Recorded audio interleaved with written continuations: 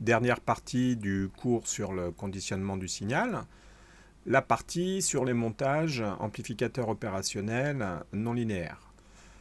Alors, on va très rapidement remarquer qu'on travaille dans la zone non linéaire de la courbe de notre amplificateur opérationnel, c'est-à-dire dans cette zone-là, ces deux zones-là.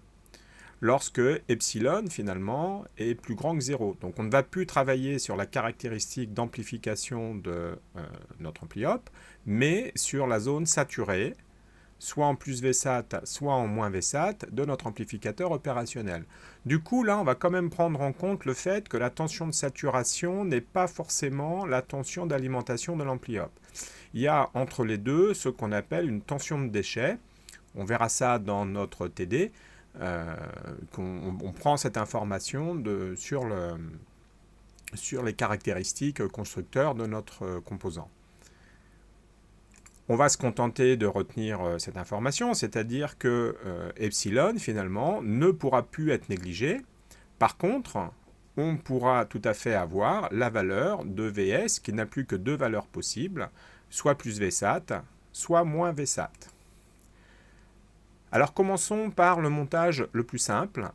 Le montage le plus simple, le voilà, il n'y a aucun élément autour de notre amplificateur opérationnel. On a deux tensions d'entrée, V2, V1, une tension de sortie, Vs. Alors essayons d'imaginer un petit cas de figure pour voir quelle est l'évolution de Vs. Un signal d'entrée variable, V1, qui est lui connecté à V+, et un signal V2 constant ici, mais il n'y a aucune obligation que ces deux signaux soient constants. Là, c'est juste pour illustrer ce que fait ce petit montage. Et alors, si on essayait de tracer la courbe de sortie Vs de ce montage-là, eh bien, en fait, on a deux cas de figure. Soit V1 est plus grand que V2, donc ici, par exemple, et puis à partir de là, V1 est bien plus grand que V2, soit V2 est plus grand que V1, à ce moment-là, epsilon est négatif, et si epsilon est négatif, ça veut dire que Vs égale moins Vsat. Ici, on a V2 qui est plus grand que V1, et sur toute cette partie-là, on a V2 qui est plus grand que V1. Donc je résume, pour avoir une sortie positive, il faut que V1 soit plus grand que V2, et pour avoir une sortie négative, il faut que V2 soit plus grand que V1. Voilà ce qui nous donne la sortie de l'amplificateur opérationnel avec les tensions plus Vsat moins Vsat. Donc avec ce petit exemple, on voit comment on étudie ce genre de montage, c'est-à-dire qu'on part de la sortie et on regarde le signe ou le changement de signe de epsilon. Parce que le changement de signe de epsilon nous donne la transition de la sortie. On est parti d'une sortie, Vs égale plus Vsat, et au changement de signe, Vs devient moins Vsat. Deuxième montage, celui qu'on appelle le montage comparateur à hystérésis inverseur. Comparateur à hystérésis inverseur, il est tout simplement constitué d'une résistance, ici R1 en série avec R2. Le point qui jointe les deux résistances est relié à l'entrée plus et la sortie, voilà. C'est très proche de notre montage amplificateur non inverseur, sauf que effectivement, on a inversé plus et moins. Alors, pour étudier ce montage, comme je l'ai dit, on commence par dire que US égale plus Vsat et on en déduit la valeur de V+. Connaissant US ici, un bête pont diviseur de tension me donne V+. Donc V+, du coup, c'est R1 sur R1 plus R2 fois Vsat. On voit très bien que V+, c'est la tension en bande de R1. Si UE est inférieur à R1 sur R1 plus R2, alors US égale plus Vsat. Voilà ce qu'on va pouvoir dire pour avoir epsilon positif. Si UE ici est plus petit que la valeur de V+, à ce moment-là, US égale plus Vsat, donc on retrouve le domaine de validité de notre sortie. Si UE dépasse cette valeur, alors il y a un changement de signe de epsilon, et donc basculement de la tension de sortie à moins Vsat. Il faut prendre un petit peu le temps de regarder, ce n'est qu'une histoire de signe, de comparaison, et de comparaison de la valeur d'epsilon, qui vaut V+, moins V-, je vous le rappelle. Deuxième petite étude, hein, on va poser alors US égale moins VSAT, et à ce moment-là, la situation se maintiendra jusqu'à ce que UE soit inférieur à la valeur de V plus égale moins R1 sur R1 plus R2 VSAT. Ici, le potentiel de V plus a changé de signe. Il a changé de signe parce que VSAT a changé de signe. Et donc, on se retrouve avec une tension de basculement qui est symétrique à la première tension de basculement par rapport à 0. Alors si on trace un petit peu ça, on va avoir notre cycle d'hystérésis ici qui va se tracer comme ça. Donc si on a une tension UE qui augmente, lorsqu'il y a passage du seuil R1 sur R1 plus R2 VSAT, à ce moment-là, il y a basculement de plus VSAT à moins VSAT. Et lorsqu'on va dans l'autre sens, le basculement se fait à une autre valeur.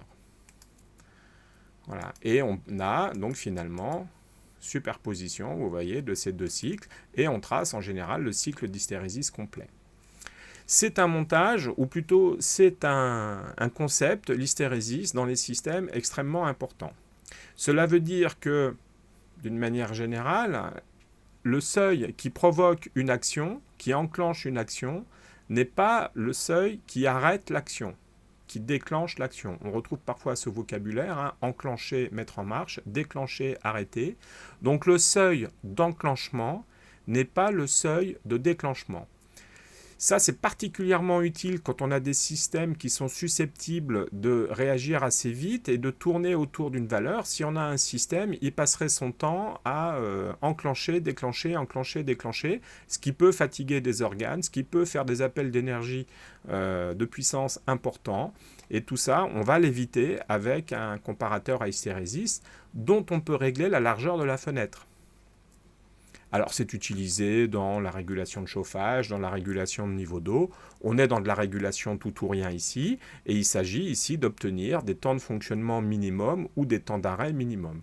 On trouve ce genre de concept d'hystérésis aujourd'hui quasiment sur tout automate programmable avec des réglages numériques, hein, bien sûr, pas par des résistances, numériques de la fenêtre ou de la largeur de la fenêtre de l'hystérésis. On règle le point milieu et on règle la largeur de la fenêtre où on règle le niveau d'enclenchement et le niveau de déclenchement.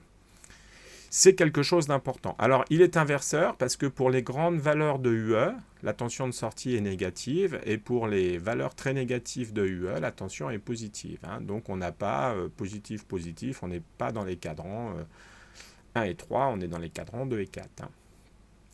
Voilà, dernier montage à étudier, hein, le comparateur à hystérésis dit non inverseur. On fait la même chose, hein, on connaît la valeur de US, donc là pour trouver la tension de basculement, il faut savoir quand est-ce que V plus va passer par 0, puisque l'entrée moins est reliée à la masse. Donc on applique Millman assez rapidement et on trouve ici une écriture. Comme encore une fois ce qu'on veut c'est le signe de V plus, hein, quand on a réécrit tout ça, on voit que c'est le signe de UE plus R1 sur R2 US, hein, ce qui donne très rapidement les valeurs de basculement du signal.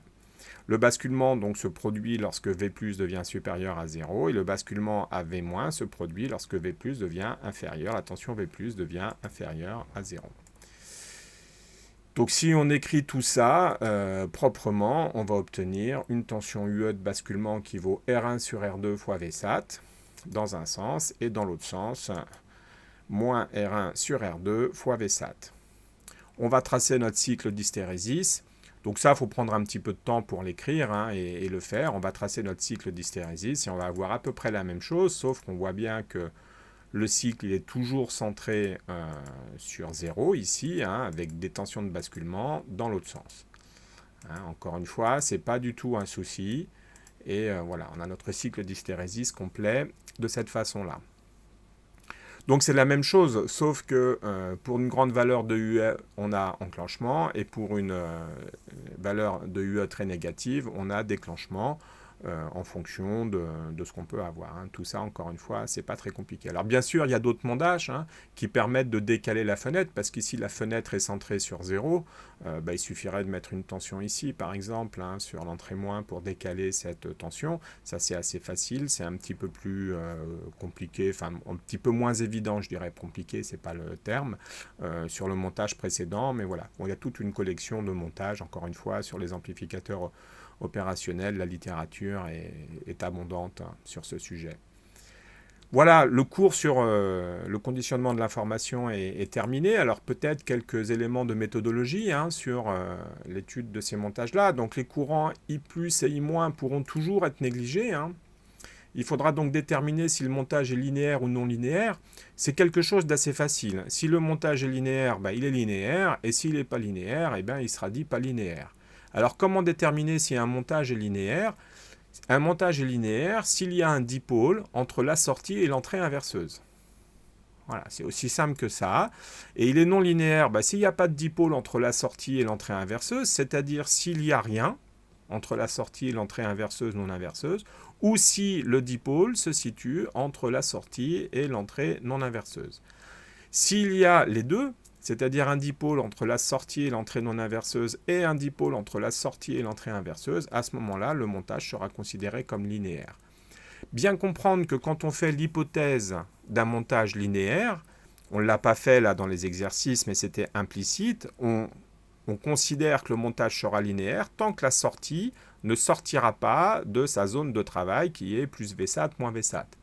Si on met des entrées sur ce montage linéaire qui, par la relation qu'on a mis au point ou qu'on a mis en évidence sur ce montage, induirait une tension supérieure à plus ou moins Vsat, eh bien le montage sort de son domaine de fonctionnement linéaire. La sortie sature sur l'une de ces deux valeurs de saturation et epsilon n'est plus nul et on est à ce moment-là dans le cadre de l'étude d'un montage non linéaire. Si le montage est linéaire, on va exploiter tout le temps epsilon égale V plus moins V moins par des lois d'émail. On aura toujours un petit effort pour limiter le nombre de courants différents par des lois des nœuds. On posera toujours I plus égale I moins égale 0 et donc du coup on évite de nommer plein de courants. Il faut qu'une loi d'émail passe par epsilon. Au moins une, pour exploiter la valeur epsilon égale V plus moins V moins. Avec Millman, il faudra dire à un moment V plus égale V moins. On peut utiliser des ponts diviseurs de tension, enfin voilà, tout ce qui est à notre disposition pour étudier ces montages. Et je répète, le montage restera linéaire tant que la sortie respectera la condition US compris entre plus VCC moins VCC ou plus ou moins VSAT si on est un petit peu plus rigoureux. Le montage est non linéaire, donc à ce moment-là, la sortie vaut soit plus VSAT, soit moins VSAT. L'étude se fera alors en deux temps. Premièrement, on fixe la sortie à plus Vsat et on cherche pour quelle valeur du signal d'entrée il y a basculement de la sortie à moins VCC, c'est-à-dire quand est-ce qu'epsilon passe par 0. On fixe la sortie à moins Vsat et on cherche pour quelle valeur du signal d'entrée il y a basculement de la sortie à plus Vsat, c'est-à-dire pour quelle valeur le signal d'entrée passe par 0. Enfin, nous fait passer epsilon par 0. Alors, on prendra garde tout de même à ne pas choisir des résistances plus grandes que 10 mégaohms. On l'a vu, ça peut poser des problèmes sur les courants de polarisation. Ça, c'est une petite précaution. Epsilon restera négligeable tant que les signaux traités sont supérieurs à quelques dizaines de millivolts. Donc, quand on a des tout petits signaux, il faut peut-être faire attention à ce qu'on a. Vérifier quand même que, a priori, epsilon, c'est inférieur au millivolt. Mais ce n'est pas le microvolt. L'hypothèse égale US plus ou moins VCC en régime saturé ne sera généralement pas vérifiée. Les AILI ont une tension de déchet d'environ 1,5 volts. C'est aussi quelque chose à prendre en compte pour le calcul des seuils, puisqu'on a vu que le seuil était lié à VCC, enfin la tension de saturation. Donc si je prends VCC 15 ou si je prends V saturation 13,5, je n'ai pas la même valeur de seuil. Voilà, les tensions d'alimentation ne sont pas forcément symétriques sur un amplificateur opérationnel. On peut trouver du 0,10 volts, on peut trouver du 0,5 volts. Alors c'est très dépendant, tout simplement. Si on a un microcontrôleur qui fonctionne en 5 volts type Arduino, si on veut faire un montage amplificateur opérationnel derrière pour traiter ce signal, ça veut dire rajouter une alimentation plus 15, moins 15, ce qui peut être embêtant. À ce moment-là, bien faire attention quand on est en 0,5 volts aux tensions de déchet. Ça veut dire que la zone de travail linéaire est d'1,5, 3,5 volts. Il existe des amplificateurs opérationnels qui ont des tensions de déchets nulles ou quasi nulles, mais qui coûtent nettement plus cher et qui ont des caractéristiques éventuellement dynamiques ou différentes des amplificateurs opérationnels standards. Donc on est parfois confronté, je mets une alim supplémentaire ou j'utilise un amplificateur opérationnel qui n'a pas de tension de déchets. Ça fait partie de la mise en œuvre des composants. On peut avoir des valeurs moins 5 plus 15 ou moins 5 plus 5 ou moins 15 plus 5. Voilà, on peut avoir tout ce qui permettra d'économiser des coûts et de la complexité du circuit en récupérant une alimentation déjà existante sur notre montage. Bien penser aussi que lorsqu'on parle du temps, l'amplificateur met du temps à basculer d'une tension à l'autre. C'est ce qu'on appelle le slew rate, qui est exprimé en volts par microseconde, donc qui vaut de quelques volts par microseconde à 50, 100 volts par microseconde pour les plus rapides. Par exemple, pour un montage comparateur, on préférera choisir un amplificateur opérationnel qui a un slew rate plutôt élevé et pas trop lent pour avoir des tensions de basculement rapides. Surtout si c'est pour une commande de hacheur, il ne faut pas que le microcontrôleur mette 10 microsecondes, que le montage comparateur en sortie mette 10 microsecondes à commuter. Dans le choix des composants qui se trouvent autour d'un montage amplificateur opérationnel, donc généralement on a des équations du type le gain ça va être R1 sur R2 ou 1 plus R1 sur R2, la constante de temps ça va être RC. C'est-à-dire qu'on a une valeur et deux composants derrière. Donc on connaît le produit des deux. Donc l'idée c'est de fixer une valeur et d'obtenir l'autre. Et quand on fixe la valeur, on ne prend pas 1 ohm par exemple. Parce que 1 ohm sur 15 volts, ça fait un courant de 15 ampères. Et ça, c'est pas... voilà, il faut la lime qui va avec. Ça fait une dépense d'énergie totalement inutile. Ça fait des résistances qui sont très grosses. Non, on va travailler sur des puissances de résistance qui sont de l'ordre du quart de watt dans le pire des cas, jamais au-delà de cette valeur.